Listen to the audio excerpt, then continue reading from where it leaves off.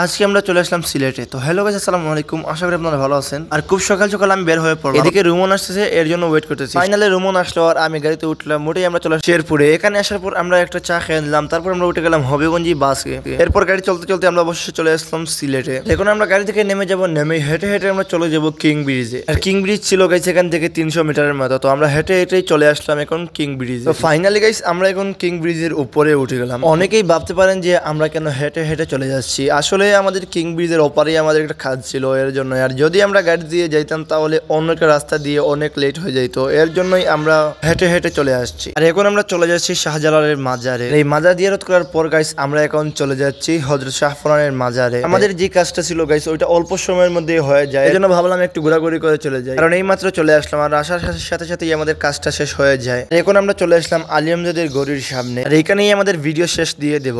আর এখন আমরা চলে যাচ্ছি আমাদের গন্তব্যস্থানে।